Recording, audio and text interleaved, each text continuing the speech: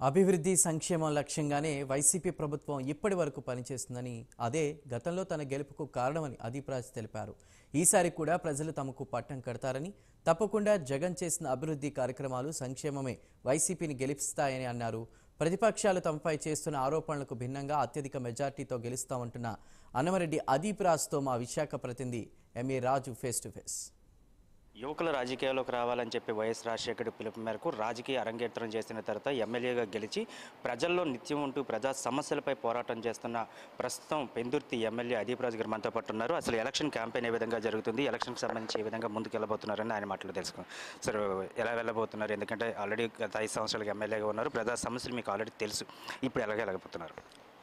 Already YSR Congress party నిత్యం ప్రచారం కార్యక్రమాల్లోనే ఉందండి. ఈరోజు కాదు, ఇప్పుడు జగన్మోహన్ రెడ్డి గారు ఏదైతే ఈ సంక్షేమ కార్యక్రమాలు చేశారో, ఇవాళ రాష్ట్ర చరిత్రలో కాదు దేశ చరిత్రలో ఏ పార్టీ కూడా, ఏ ముఖ్యమంత్రి కూడా చేయలేనటువంటి కార్యక్రమాలు జగన్మోహన్ రెడ్డి గారు చేశారు. కాబట్టి ధైర్యంగా ఈ రోజుకి కూడా మేము ప్రజల దగ్గరికి వెళ్ళగలుగుతున్నాం.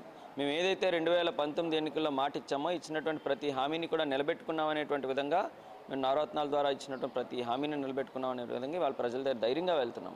ఏ ఇంటికి వెళ్ళినా, ఏ గడపకు వెళ్ళినా ఎక్కడా కూడా మా మీద విముఖత అనేటువంటిది లేకుండా అందరూ ఆహ్వానిస్తున్నారు, ఆశీర్వదిస్తున్నారు. వాళ్ళు గడప గడపకి మన ప్రభుత్వం కానివ్వండి, ఏపీ నిధి జగన్ అనేటువంటి కార్యక్రమం కానివ్వండి, సురక్ష కానివ్వండి, ఆరోగ్య సురక్ష కానివ్వండి, నిత్యం మేమందరం కూడా ప్రజల్లోనే ఉన్నాం. మళ్ళీ కొత్తగా ప్రచారం మొదలుపెట్టేటువంటిది ఏమీ లేదు. అయినప్పటికీ కూడా ఇవాళ ఏదైతే ఇప్పుడు ప్రస్తుతానికి ఏదైతే గ్రౌండ్ లెవెల్లో ఉన్నటువంటి క్యాడర్ అందరినీ కూడా కలవడం, వాళ్ళందరి తాలూకు ఆశీస్సులు తీసుకోవడం జరుగుతుంది. రేపు 11వ తారీఖు నుంచి పెద్ద ఎత్తున ప్రచారం అనేటువంటిది మొదలు పెడుతున్నాం. ఇప్పుడు ఏదైతే పెన్షన్లకు సంబంధించి ఒక రాజకీయంగా ఒక దుమారం జరుగుతున్న పరిస్థితి కనిపిస్తుంది. సచివాలయం నుంచి ఇప్పించాలి కదా, కేవలం కావాలని చెప్పి వైఎస్ఆర్ కాంగ్రెస్ పార్టీ ఈ విధంగా డ్రామాలు ఆడుతుందని ప్రతిపక్షాలు ఒక ఆరోపణ. దీన్ని ఏమంటారు అసలు? అంటే దీనికి నిజంగా ఇవాళ మనం చూస్తే ఏదైతే వాలంటీర్లు ఉన్నారో, వాలంటీర్లు ఈ ప్రభుత్వంలో నియమించబడినటువంటి వాళ్ళు, వీళ్ళు వెళ్తే ఓటర్ని ప్రభావితం చేస్తారు అని చెప్పారు. మరి సచివాలయం ఉద్యోగస్తులు కూడా ఈ ప్రభుత్వంలో ఉద్యోగాలు వచ్చినటువంటి వాళ్ళే కదా, మరి వాళ్ళు ప్రభావితం చేయరా? మీకు ఏది ఎలా అనుకుంటే అలా మార్చేసుకునేటువంటి విధానం చంద్రబాబు నాయుడు గారి కన్నా ఎవరికీ కూడా లేదు.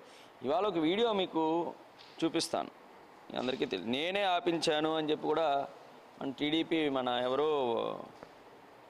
మన రాజమండ్రి ఆదిరెడ్డి వాసు గారు డైరెక్ట్ ప్రెస్ మీట్ ముందు చెప్పారు, నేనే గొడవాడైనా అరగంట సేపు డిబేట్ చేసి ఈ పెన్షన్లు అనేటువంటి వాళ్ళు ఇవ్వకూడదు, వాలంటీర్స్ ఇస్తే ప్రభావితం చేస్తారని చెప్పింది ఎవరు? మీరే. ఇదే చంద్రబాబు నాయుడు గారికి మరి 14 సంవత్సరాలు ముఖ్యమంత్రి చేశారు కదా, ఇటువంటి ఒక వ్యవస్థ ఏర్పాటు చేయాలి, ప్రజలకు నేరుగా పెన్షన్లు ఇవ్వాలి అనేటువంటి ఆలోచన ఎందుకు రాలేదు? వాళ్ళు జగన్మోహన్ రెడ్డి గారు చేసినటువంటి మంచిని ఏదో రకంగా వాళ్ళు వృద్ధులు, వికలాంగులు వాళ్ళు వచ్చి అయ్యో నిలబడలేకపోతారనేటువంటి కనీస భావన లేకుండా మళ్ళీ ప్రతి ఒక్కరిని కూడా లైన్లు కట్టించి ఇవ్వాలి అంటే ఇది ఒక శాడిజమా, సైకోయిజమా నాకు అర్థం కావట్లేదు టీడీపీ నాయకులకి.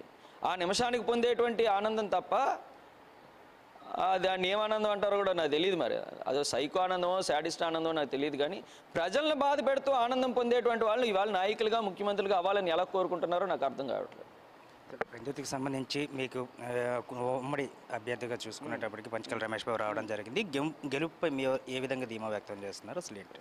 ఈరోజు ఇక్కడ ఉన్నటువంటి ఏ అభ్యర్థి అయినా, మాకు ఆపోజిట్గా ఉన్నటువంటి ఏ అభ్యర్థి అయినా వాళ్ళ ప్రజలు, నేను అనేక సందర్భాల్లో చెప్పాను, ఇవాళ ఉన్నటువంటి ప్రజలందరూ కూడా అదీప్ రాజా ఇంకొకరా అనేటువంటిది కాదు, జగన్మోహన్ రెడ్డి గారిని దృష్టిలో పెట్టుకొని ఇవాళ మాకు ఇంత గౌరవం దక్కింది.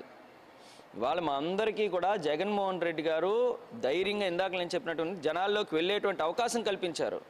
వాళ్ళు ఎన్ని పార్టీలు ఏకమైనప్పటికీ కూడా ఇవాళ జగన్మోహన్ రెడ్డి గారు చేసినటువంటి సంక్షేమం, ఆయన ఆశీస్సులతో మేము చేసినటువంటి అభివృద్ధి మమ్మల్ని గెలిపిస్తాయి తప్ప ఇవాళ అదీప్ రాజ్ ఇండివిజువల్గా నేను పెద్ద గొప్ప అని ఈరోజు అనుకోని, జగన్మోహన్ రెడ్డి గారు మాకు ఈ గౌరవం కల్పించారు కాబట్టి, ఇచ్చినటువంటి ప్రతి హామీని నిలబెట్టుకున్నారు కాబట్టి వాళ్ళు మేము ధైర్యంగా వెళ్ళగలుగుతున్నాం. నేను అడుగుతున్నా, ఇవాళ 2019లో ఇచ్చినటువంటి మేనిఫెస్టోని పట్టుకొని ఇదిగో ఇవి మేము పూర్తి చేసామని మేము ప్రజల దగ్గరికి వెళ్తాం. 2014లో ఇచ్చినటువంటి మేనిఫెస్టోని పెట్టుకొని టీడీపీ నాయకులు కానీ, చంద్రబాబు నాయుడు గారు కానీ ప్రజల్లోకి వెళ్ళేటువంటి దమ్ము, ధైర్యం ఉందా అని అడుగుతున్నా. ఇవాళ ఎట్టి పరిస్థితుల్లో ఎన్ని పార్టీలకైనా ఇంకో 10 పార్టీలు కలిపి మాకు అపోజిషన్ నాయకుడు ఎదురుగా ఉన్నప్పటికీ కూడా వాళ్ళు జగన్మోహన్ రెడ్డి గారు చేసిన సంక్షేమం, అభివృద్ధి ఇవాళ మళ్ళీ అత్యధిక మెజార్టీతో మమ్మల్ని గెలిపించడం ఖాయం. సూటిగా ఒక విషయం చెప్పండి సార్, ఒక్క అదీప్ రాజు గారికి మాత్రమే చూసి ఓటేయాలి అంటే ఈ నియోజకవర్గ ప్రజలకు మీరు ఏం చెప్తారు?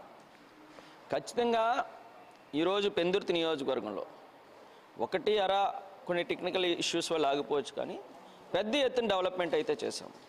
వాళ్ళ అర్బన్ ప్రైమరీ హెల్త్ సెంటర్స్ మొత్తం 98 వార్డులకి కలిపి 40 శాంక్షన్ అయితే 8 పెందుర్తి నియోజకవర్గంలో తెచ్చుకున్నాం. ఇవాళ ఈ ఏరియా చూసుకుంటే ప్రతి వార్డుకి ఇక్కడ 5 వార్డులు ఉన్నాయి, ప్రతి వార్డుకి ఒక అర్బన్ ప్రైమరీ హెల్త్ సెంటర్ తీసుకుని వచ్చాం.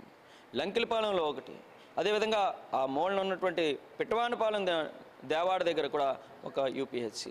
ఇక్కడ ఉన్నటువంటి గవర్నమెంట్ హాస్పిటల్ ఏదైతుందో పూర్తిగా దాన్ని వదిలేసిన పరిస్థితి ఉంటే గత ప్రభుత్వాల్లో 2,96,00,000 రూపాయలతో దాన్ని అభివృద్ధి చేసి ఎక్కడా లేనటువంటి విధంగా పెయిడ్ రూమ్స్ పెట్టినటువంటి మొట్టమొదటి హాస్పిటల్ వాళ్ళ పెందుర్తి నియోజకవర్గంలో ఉంది, పెందుర్తి హెడ్ క్వార్టర్స్లో. ఒక పాలిటెక్నికల్ కాలేజ్ కొత్త బిల్డింగ్ని 8 కోట్ల రూపాయలతో దాన్ని శాంక్షన్ చేయడం, శంకుస్థాపన చేయడం, ఓపెనింగ్ చేయడం కూడా చేశాం. అన్ని రకాలుగా పిఎంజేఎస్వై రోడ్స్ ప్రతి నియోజకవర్గానికి ఒక రోడ్డే వస్తే నేను ఎంపీ గారితో గొడవాడి మా నియోజకవర్గాన్ని 3 పిఎంజేఎస్వై రోడ్స్ తెచ్చుకోగలిగాను.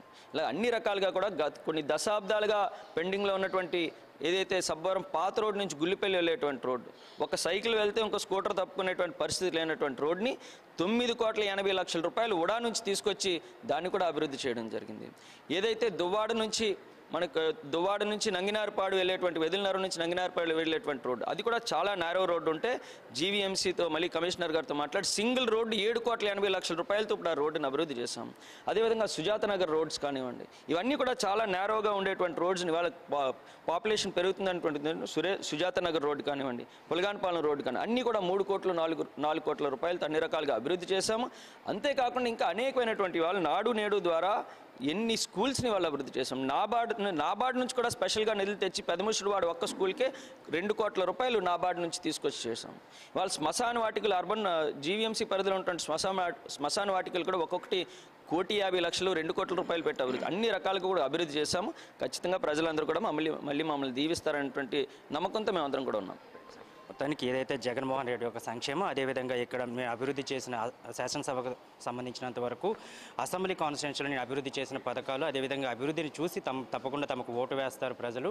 గతంలో అభివృద్ధి చేస్తానంటేనే ఓటు వేసి గెలిపించారు కనుక ఇప్పుడు అభివృద్ధి చేసి చూపిస్తాను కనుక తప్పకుండా తమకైతే గెలిపించి మళ్ళీ అసెంబ్లీకి పంపిస్తారని ఆశాభావం వ్యక్తం చేస్తున్నారు రైతు గారు. వీడియో జర్నలిస్ట్ మురళితో ఎంఏ రాజు, ప్రైమ్ 9 న్యూస్, విశాఖపట్నం.